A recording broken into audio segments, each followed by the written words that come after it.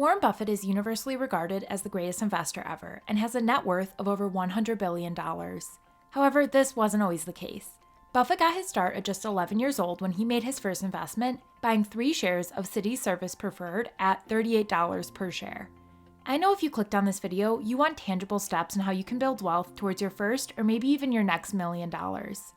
In this video, we're going to talk about 4 lessons from Warren Buffett to help make sure you are on track to getting that first million. These lessons are from watching countless interviews of Buffett and reading pretty much everything he has ever written. All I ask in exchange is for you to hit that like button. Now let's jump into the video. One of the most important lessons from studying Buffett is the importance of being what he refers to as a learning machine. Buffett has said that he has never seen anyone become extremely successful without always trying to better themselves and upgrade their skills and knowledge. And this isn't just learning for the sake of learning. The ultimate goal is to become one of the most skilled people in your given career. Because once you reach that level of talent in your chosen career, you can expect to see your earnings skyrocket since you can essentially charge whatever you want for your services, and people will gladly pay it. If you are the best doctor, lawyer, plumber, real estate agent, or salesperson in your area, you can charge hundreds and maybe even thousands of dollars per hour, depending on your profession, and your customers and clients will happily pay it. Listen to Buffett's business partner, Charlie Munger, describe how being a learning machine has been the key to Buffett's success. Without Warren Buffett being a learning machine, continuous learning machine, the record would have been absolutely impossible. The same is true at lower walks of life. I constantly see people rise in life who were not the smartest, sometimes not even the most diligent, but they are learning machines. They go to bed every night a little wiser than they were when they got up. And boy, does that habit help, particularly when you have a long run ahead of you. Many people don't know this, but before Buffett was the world's most successful investor and CEO of one of the largest companies, he was an entrepreneur as a kid and a teenager. Buffett was the master of side hustles before side hustles were even cool.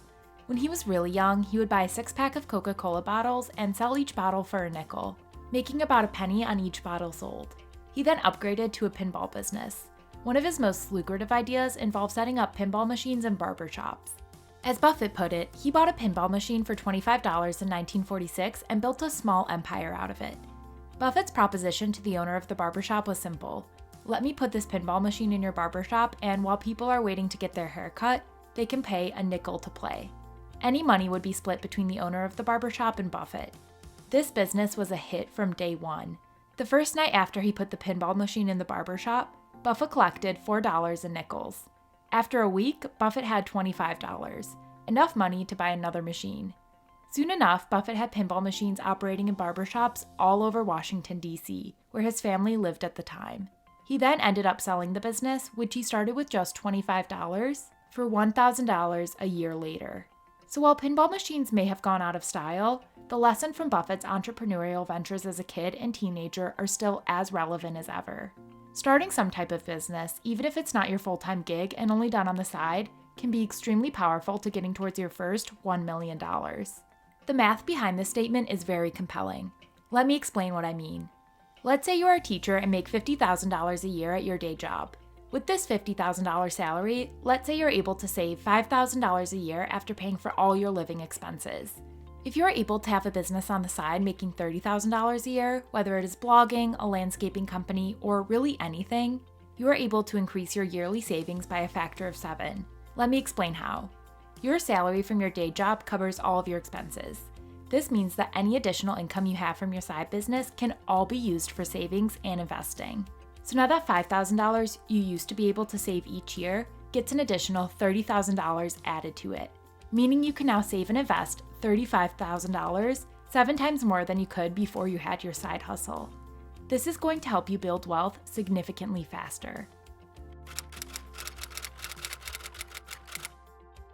It is much harder to hit that $1 million goal without having what is referred to as compound interest work on your behalf. If you're only saving money and not investing it, it will take significantly longer to hit the $1 million target. Buffett frequently talks about when he learned about the magic of compound interest, it totally changed the way he thought about money and building wealth. In fact, compound interest is so important to the success of Warren Buffett that his official biography is titled Snowball, because he compares compound interest to rolling a snowball down a hill. The snowball starts out small but picks up more and more snow as it rolls down the hill until, at the end of the hill, it is huge compared to the snowball that started at the top of the hill. If you save $25,000 a year, it will take you 40 years to save up $1 million if you just have that money sitting in a bank account and not earning interest. However, if you are able to invest that same $25,000 a year in the stock market and earn a 10% return on that money, you will cross that $1 million target in just 17 years, less than half the time it would have taken if you weren't investing. In this example, you would have only deposited $425,000 and would have earned over $588,000 in investment returns. Look at this table of how much money you would have at the end of each year. Notice how at the end of year 2, you would have earned $2,500 from your investment account. But at the end of year 17, you earned nearly $90,000 in investment returns that year. This is the power of compound interest Buffett is talking about. Once you understand this concept, you will no longer view that brand new car as only $50,000. You will think about how the true cost of the new car is hundreds of thousands of dollars and maybe even $1 million of wealth you're missing out on due to you not being able to benefit from the effect of compound interest on that $50,000. Just as the power of compound interest can work wonders for you in your investment account, it can also work against you if you aren't careful. As Buffett says, compound interest is the 8th wonder of the world. He who understands it earns it. He who doesn't pays it. People that have large amounts of high-interest debt are having compound interest work against them. This is why people in America have been paying on their student loans and credit card debt for years, but still owe just as much, if not more money than what they originally borrowed. One of the biggest lessons from studying Buffett that you can apply to your own life is to make sure compound interest is working for you and not against you. In order to even have money to invest, you first have to be able to save money. Typically, the more people earn, the more money they spend. They upgrade their lifestyles with bigger homes, luxury cars, and better vacations. But Buffett takes a different approach. Despite being one of the world's wealthiest people, he lives a simple and modest life. Buffett currently resides in Omaha, Nebraska, in the home he purchased in 1958 for $31,500, and he only earns a base salary of $100,000 as chairman and CEO of Berkshire Hathaway. The math is simple. The more you spend, the longer it will take to earn your first $1 million. If you live simply and minimize expenses, there are opportunities to save, invest, and earn from compounding interest. One of the most important keys to building wealth is avoiding what is referred to as lifestyle inflation or lifestyle creep.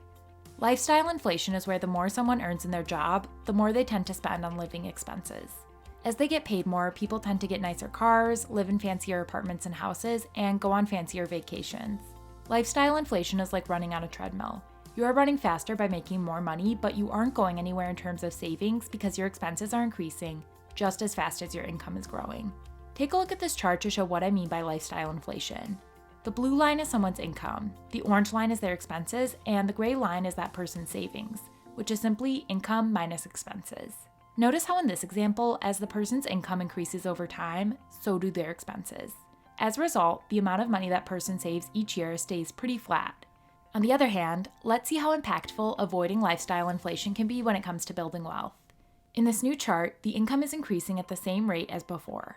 However, this person is avoiding lifestyle inflation to the extreme and is able to keep their living expenses flat. Notice how dramatically the amount of money this person is able to save increases over time. There is no doubt that this person will be able to retire a multimillionaire with that amount of money they are saving and investing. Now, you don't have to be this extreme, but in order to truly build wealth and hit that first $1 million target, you have to resist the urge to have your living expenses increase at the same rate your income grows. It's simple math. The bigger the difference between your income and your living expenses, the more you will be able to save and invest, and ultimately, the quicker you will be able to hit the goal of having your first $1 million. So there we have it. Make sure to like this video and subscribe to the Investor Center if you aren't already, because it is my goal to make you a better investor and build wealth. As always, let me know your thoughts down in the comments below. Thanks for watching, and I'm looking forward to talking to you guys again soon.